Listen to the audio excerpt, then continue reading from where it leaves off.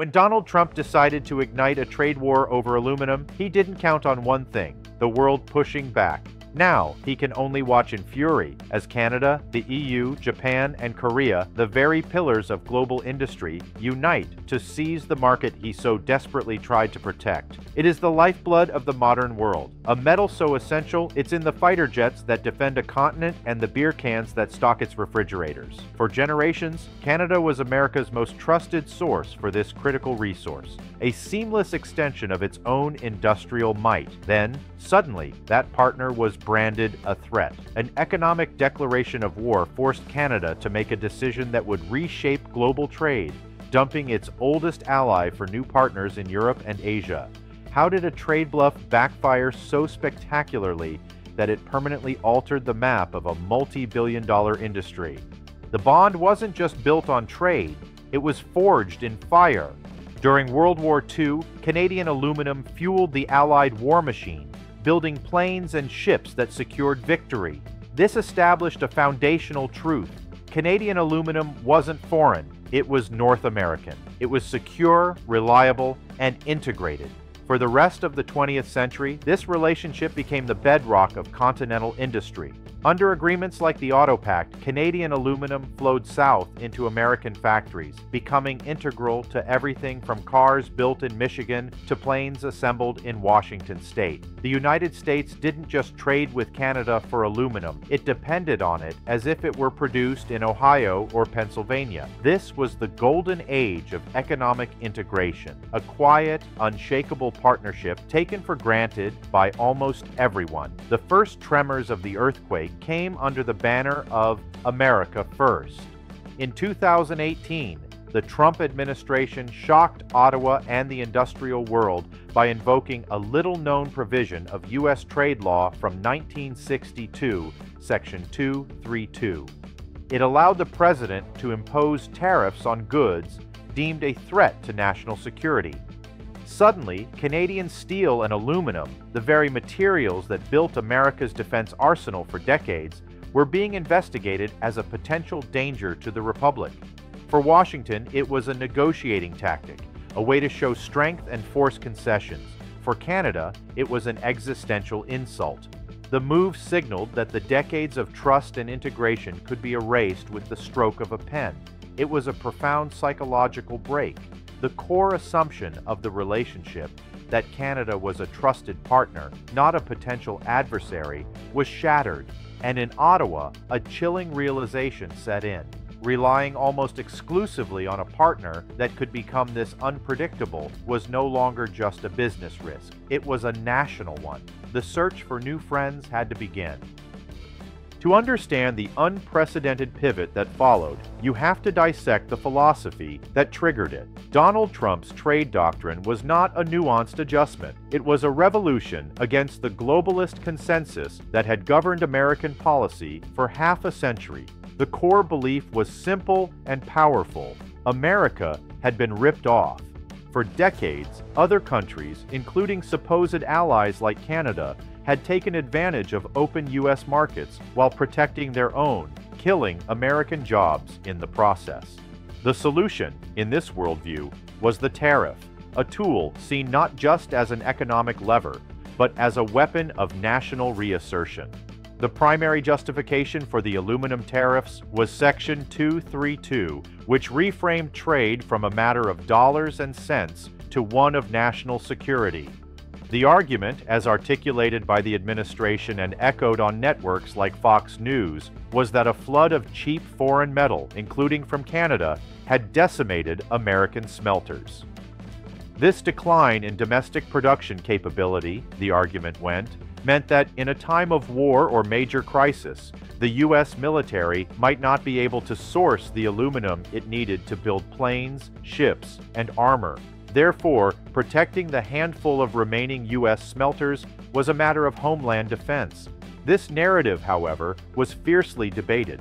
Critics, often featured on channels like Bloomberg, pointed out the absurdity of branding Canada, a NORAD and NATO ally with a deeply integrated defense industrial base, a security threat. They argued the real motive was leverage. The tariffs were a crowbar intended to pry open concessions from Canada in the contentious renegotiation of NAFTA. By creating a crisis, Trump believed he could force Prime Minister Justin Trudeau's hand. The strategy was one of deliberate unpredictability. The administration imposed tariffs, then granted temporary exemptions, then threatened to reimpose them, creating a state of constant chaos for the aluminum industry. This wasn't just about a single 10% tax. It was about creating an environment so unstable that businesses couldn't plan for the future. For American producers who used aluminum, it was a nightmare. But for the White House, the disruption itself was the point. It was a signal to the world that the old rules were dead. The message sent to Ottawa was clear and brutal. Your privileged access to our market is over. Comply with our demands or face economic pain. They expected Canada to protest, to negotiate, and ultimately to fold. It was a profound miscalculation of the Canadian psyche and the new economic realities of the 21st century. They had pushed their most reliable partner to the breaking point, assuming it had nowhere else to go. Canada's response was a masterclass in strategic jiu-jitsu, using the weight of America's attack to propel itself in a completely new direction. The initial reaction was direct and symmetrical, retaliatory tariffs. But these weren't random. Ottawa carefully curated a list of American goods designed for maximum political impact, targeting products from key Republican states: Kentucky bourbon, Florida orange juice, Wisconsin toilet paper. It was a clear message: if you inflict economic pain on us, we will ensure it is felt by your own political base. As reported by Canadian outlets like CBC News, this was seen not as an act of aggression, but as a necessary defense of national sovereignty. But the real checkmate move wasn't retaliation. It was diversification on a scale never seen before. While Washington was looking backward, fixated on 20th century trade grievances, Ottawa was looking forward, building the trade architecture of the future. The cornerstone of this strategy was the Comprehensive Economic and Trade Agreement, or CETA, with the European Union. The deal had been in the works for years, but Trump's tariffs lit a fire under it. Suddenly, CETA went from being a beneficial trade agreement to an essential economic lifeline. The impact was staggering. Before CETA, Canadian aluminum faced tariffs as high as 10% to enter the EU market. The agreement eliminated nearly 99% of those barriers overnight. For Canadian smelters in Quebec and British Columbia, reeling from the uncertainty of the U.S. market, Europe suddenly transformed into a vast, stable, and profitable alternative. The numbers tell the story.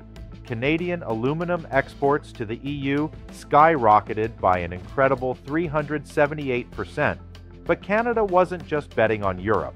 It aggressively pushed forward on a second front: Asia. By becoming a leading member of the Comprehensive and Progressive Agreement for Trans-Pacific Partnership, CPTPP, Canada gained preferential access to 10 other Pacific nations, a booming market of nearly 500 million consumers. Furthermore, it initiated free trade negotiations with ASEAN, Southeast Asia's dynamic economic bloc. This wasn't a panicked reaction. It was the execution of a deliberate, long-term plan to build a global network of reliable trade partners, immunizing the Canadian economy from future American political whims. In essence, Trump's America First policy had the entirely unintentional effect of accelerating a Canada global strategy. This strategic realignment created a profound and lasting dilemma for both nations. The United States, having wielded the tariff as a weapon, found itself in a strategic trap. If it dropped the tariffs, it would be a tacit admission of defeat, signaling to the world that its threats could be defied. It would essentially be rewarding Canada for going around them. Yet, if it maintained the tariffs, it would continue to punish its own domestic industries with higher costs and, more critically, watch as Canada permanently rewired its supply chains to favor Europe and Asia, eroding America's own industrial base. For Canada, the dilemma was one of commitment versus gravity. The pivot to new markets was a resounding strategic success, but the geographic and economic pull of the United States remains immense. Diversifying is a costly, long-term endeavor that requires businesses to adapt to entirely new regulations and logistics. Challenges mentioned in sources. Canadian industry now finds itself with a foot in two very different canoes. One is the massive, familiar, but dangerously unstable American market. The other is the collection of smaller, more stable, but more distant global markets. The old, easy relationship is gone forever. The question now is whether the new, more complex one is truly sustainable. The cost of this economic war is measured in more than just percentages. It's measured in communities. Take the Saguenay region of Quebec, the heart of Canada's aluminum industry. For a century, this region's identity and prosperity have been smelted alongside the metal itself.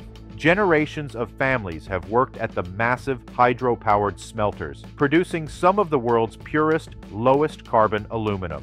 Their primary customer was always, unquestionably, the United States. When the Section 232 tariffs hit, it was like an earthquake.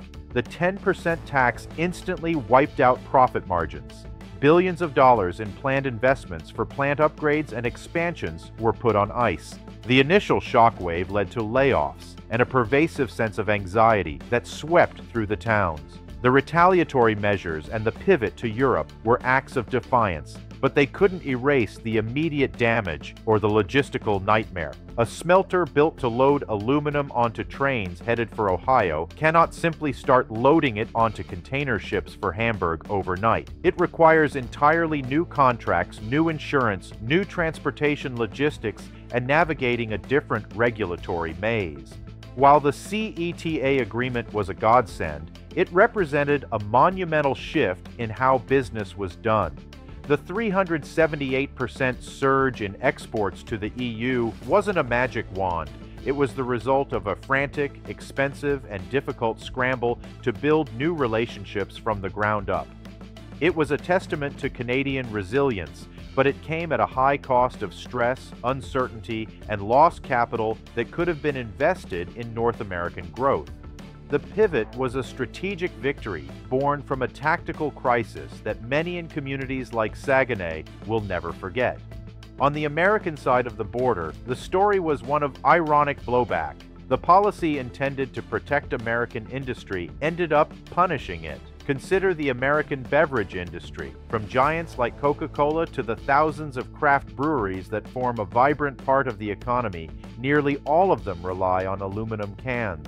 The tariffs on Canadian primary aluminum drove up the cost of the raw material, and that cost was passed directly to the breweries and, ultimately, to the American consumer paying more for a six-pack.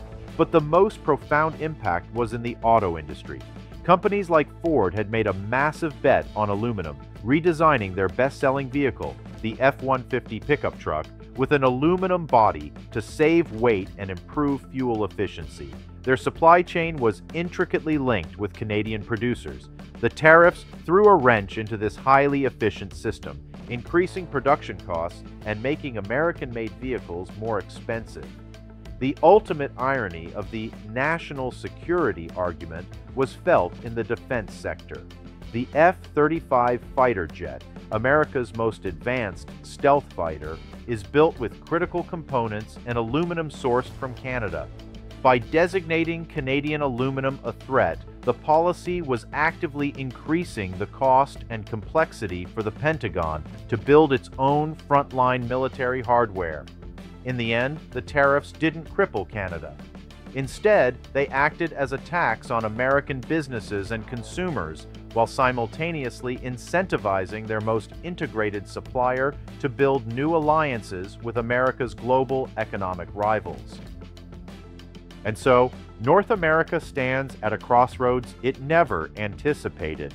A relationship once defined by seamless integration and quiet trust is now a case study in strategic divorce. The United States, in an attempt to flex its muscle, inadvertently pushed its closest ally to become more independent and globally connected than ever before. Canada executed a bold and successful pivot, but now faces the challenge of navigating a more complex and fragmented world. The easy certainty of the past is gone, replaced by a new, uncertain reality. The continent's industrial bedrock has been permanently fractured. In the race to define the future, will North America win together, or will both sides lose trying to go it alone? Are you American or Canadian? Share your story and your perspective in the comments below.